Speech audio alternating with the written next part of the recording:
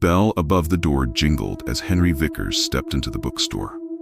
It was the kind of place that smelled like dust and forgotten things, the air thick with the scent of yellowing paper and cracked leather. The shelves were crammed with books that looked like they hadn't been touched in decades, their spines cracked and titles faded. Henry wasn't much of a reader, but he'd always had a soft spot for old bookstores. There was something comforting about them, like stepping into a time capsule where the world moved slower. He wandered aimlessly, running his fingers along the spines of books until something caught his eye. It was a leather-bound volume, tucked away in a corner as if it had been hiding. There was no title on the cover, just a faint impression of what might have been a symbol, a circle with a line through it like a noose or a broken halo. Henry pulled it from the shelf and felt a strange warmth in his hands, as if the book had been sitting in the sun. He opened it, and the first thing he noticed was the handwriting. It was neat but cramped, the ink faded to a rusty brown.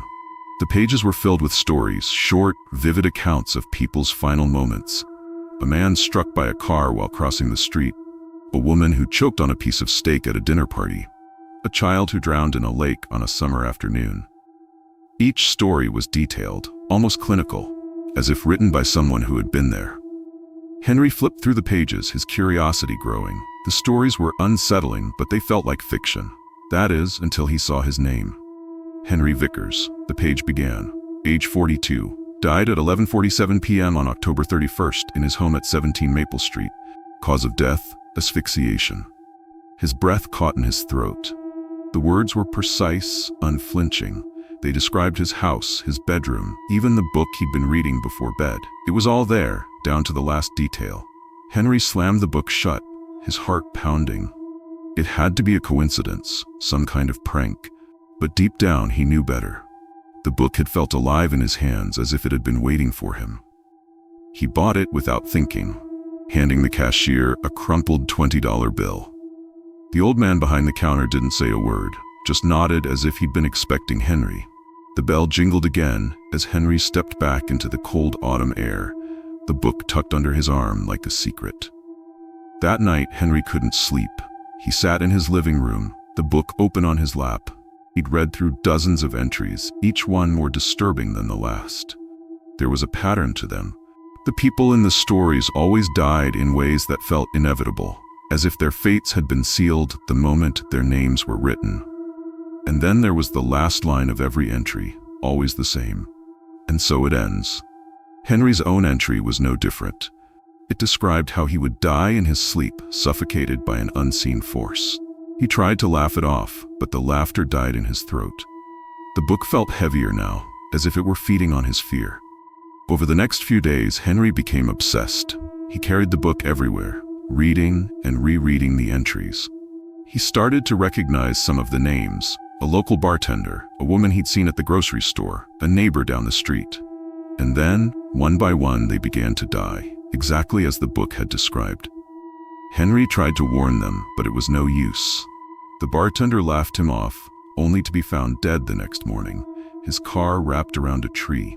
The woman from the grocery store ignored him, only to collapse from a heart attack 2 days later. The neighbor, an elderly man named Mr. Grayson, listened to Henry's warning but died anyway, slipping in the shower and breaking his neck. Each death left Henry more desperate. He tried to destroy the book, burning it, tearing out the pages, even burying it in the backyard, but it always reappeared, pristine and unmarked, as if nothing had happened. The book was alive, and it was feeding on him. He could feel it, a cold weight in his chest that grew heavier with every death. On the night of October 31st, Henry sat in his bedroom, the book open to his entry. The clock on his nightstand read 11:30 p.m. He had 17 minutes left. He'd tried everything to change his fate. He'd stayed awake for days, moved to a hotel, even called the police, but nothing worked.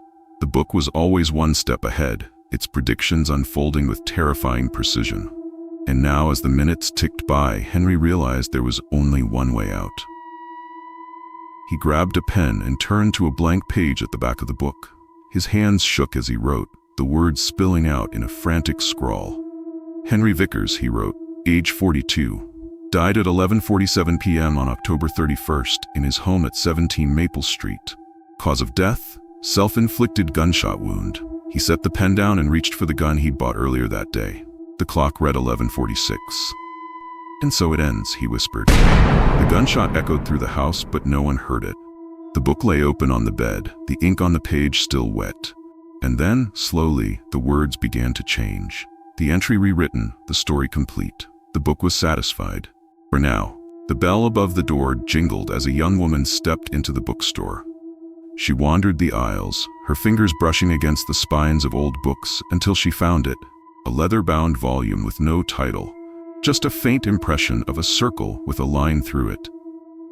She opened it, and the first thing she noticed was the handwriting. The horrors may end for now, but some nightmares never truly fade. If you enjoyed this chilling tale, make sure to like, share, and most importantly, subscribe. There are more terrifying stories waiting for you in the dark.